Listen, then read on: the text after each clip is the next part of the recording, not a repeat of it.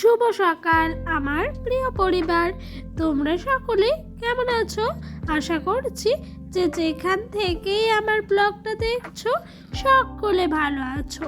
তোমাদের আশীর্বাদ ও ভালোবাসার সাথে নিয়ে আজকের ব্লগটা শুরু করলাম। এখন বাজে ঘড়ির কাঁটায় ঠিক সকাল 9টা। তো আজকে জানো তো উঠতে না অনেকটাই লেট হয়ে গেছে। আজকে না 8টার সময় উঠেছি, কারণ কি বলতো কালকে তো আমাদের এখানে সরস্বতী পুজোর শেষ প্রোগ্রাম ছিল, তাই না বাড়ি আসতে আসতে অনেক রাত হয়েছে আর ঘুমাতে ঘুমাতেও অনেকটা লেট হয়ে গেছে। তাই আর কি দেরি করে ঘুমিয়েছি, যেহেতু দেরি করে উঠেছি।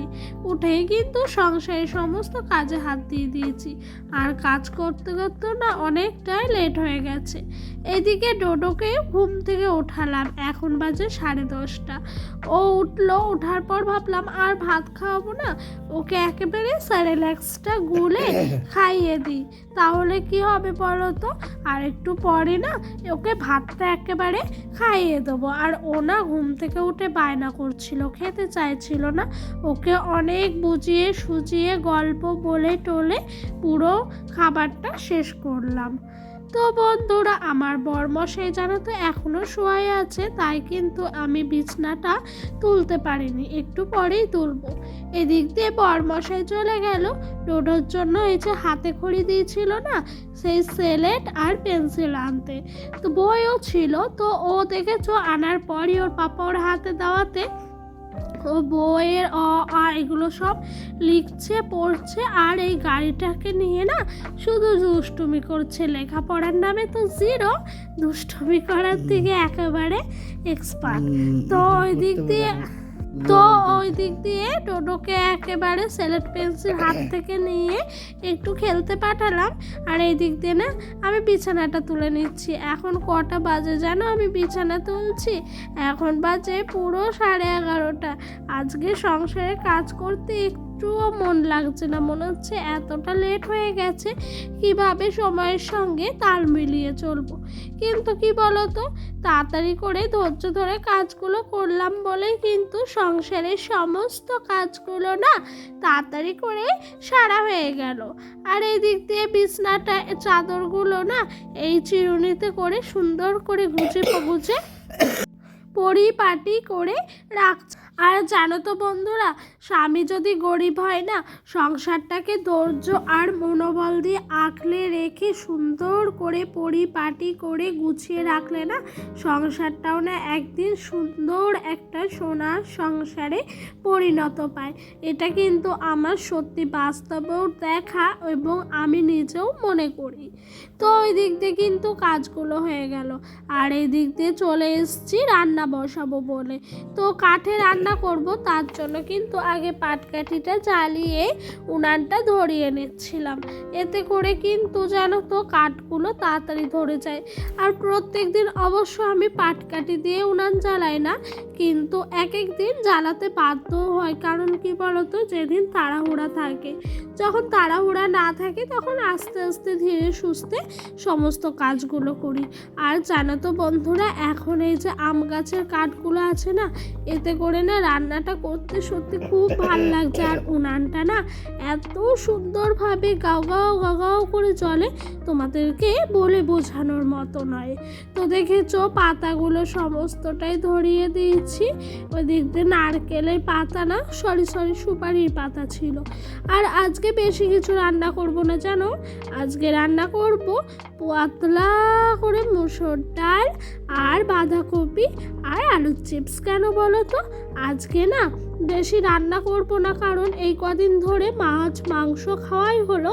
তাই আজকে বরমশাইকে বললাম একটু নিরামিষ খাবো, আমিষ খেতে একটুও ভাল লাগছে না। নিরামিষ খেলে পরে না দেখবা ভালোও লাগে মাঝে মধ্যে। তো আমার কথা মতোই ঘরে বাঁধাকপি ছিল, আমি কাটে রান্নাটায় বসিয়ে দিয়েছি। আর ওই দিক দিয়ে ডাল নিয়ে আসলো, মুসুর ডাল 100 মতো, বেশিও আনিনি। কেন বলো তো, আমরা তো রাতে খাই না, তাই দুপুরে যেটুকু হবে না না হবে, একবারে শেষ হয়ে যাক, সেই কারণেই কিন্তু আমি ওই রকম করে বুদ্ধি করে চলি। আর এদিক দিয়ে ডালটা একটু গ্যাসে সেদ্ধ করে আসলাম, তাতে করে কিন্তু তাড়াতাড়ি হয়ে গেল। আর কড়াই সেদ্ধ করতে গেলে না টকবক করে ফুটে যায়, সেদ্ধ হতে অনেক টাইম লাগে। আর গ্যাসে একদম আস্তে করে দিয়ে আমি কিন্তু ডালটা সুন্দর করে সেদ্ধ করে নিলাম। আর ডালটা চরম গাঢ় হয়ে গেছে, তার জন্য না অনেকটা পরিমাণে জল দিলাম, যাতে ফুটে গেলে ডালটা গাঢ়টা অতটাও থাকবে না, আবার ঝোলটা বেশিও হবে না। রান্না বান্না শেষ, এরই মধ্যে ডোডোকে ঘুম পাড়িয়ে আসলাম ঘরে। তো এদিক দিয়ে কড়াই টড়াই সমস্ত মাজা ঘষা ধোয়া হয়ে গেল, সমস্ত কিছু কিন্তু ঘরে রেখে এসেছি। তারপরে এদিক দিয়ে চলে আসলাম এই উনান পাটটা সুন্দর করে লেপা পোছা করতে। আর তোমরা তো জানোই আমি উনানটা রান্নার শেষে লেপে নিই, কারণ কি বলো তো, পরের দিনের জন্য ফেলে রাখলে না আমার ভাল লাগে না, মনে হয় বাসি কালি উনান যেন পড়ে আছে, দেখতে যেন কেমন লাগে। তাই নিজের কাজটা যতটা এগিয়ে নিতে পারি সময়ের মধ্যে, ততটাই কিন্তু আমি শেষ করে নেওয়ার চেষ্টা করি। আর এই দিক দিয়ে আমার শাশুড়ি মা জানো তো কদিন আগে না একটু গোবর আর একটু মাটি একসঙ্গে মিশিয়ে রেখেছিলেন, তাই কিন্তু লেপাটা দেখতেও অনেকটা সুন্দর হচ্ছে।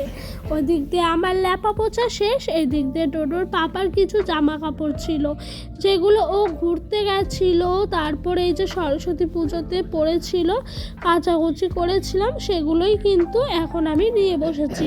আর এই জামা কাপড়গুলো ডোডোর পাপা আসার পর কাচাকুচি করে না এরকম করে ভাঁজ করে রেখেছিল, আমার যেন একটুও পছন্দ হয় না। আমার মনে হয় জামা কাপড় আমি মনে হয় সব থেকে ভালো সুন্দর পরিপাটি করে ভাঁজ করে রাখতে পারি, তাই জানো তো আলমারিতে রাখা ছিল, তাও কিন্তু আমি ওইগুলোকে টেনে বার করে আমি আমার মতো করে সুন্দর করে গুছিয়ে রাখলাম। অবশ্য আমিও সুন্দর করে গুছিয়ে রাখতে পারি না, তাও কিন্তু যেটুকু পারি চেষ্টা করার আরও চেষ্টা করি।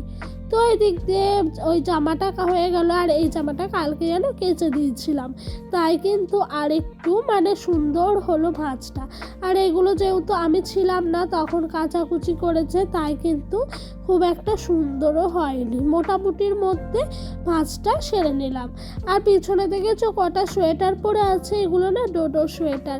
এই সোয়েটারগুলোকে ভাবছি ভরে দেব, কারণ কি বলতো ঠান্ডা তো চলেই গেছে, এখন তো গরম পড়ে গেছে, তাই না মোটা মোটা সোয়েটার তো পরতে চায় না, একদম পাতলা পাতলা সোয়েটারগুলো বাইরে রাখলাম আর মোটা মোটা সোয়েটারগুলোকে ভরে দিলাম। এদিক দিয়ে দেখেছো রাত্রেবেলা সরস্বতী পুজোয় আমাদের পাড়ায় কি সুন্দর সবাই ডান্স করছে, ডোডোকে নিয়ে কিন্তু ওর একটা দিদি কি সুন্দর করে ডান্স করছে। ও না একটুও চাইছিল না থাকতে, ওর ঘুম পেয়েছে ভীষণ, তাই ও বাড়ি চলে আসতে চাইছিল, তাও কিন্তু ও দিদিভাই নিয়ে নাচছিল বলে ও একটুখানি নাচার চেষ্টা করলো। আর এদিক দিয়ে আমি একটু বসেছিলাম, আমাকে নিয়ে সবাই টানাটানি করছিল, আমার তো নাচতে একটু মন চায় না, তাই ওরা নাচছিল আর আমি ভিডিওটা করছিলাম। আজকের মতো এখানেই শেষ করলাম, ভালো লাগলে লাইক কমেন্ট সাবস্ক্রাইব করো।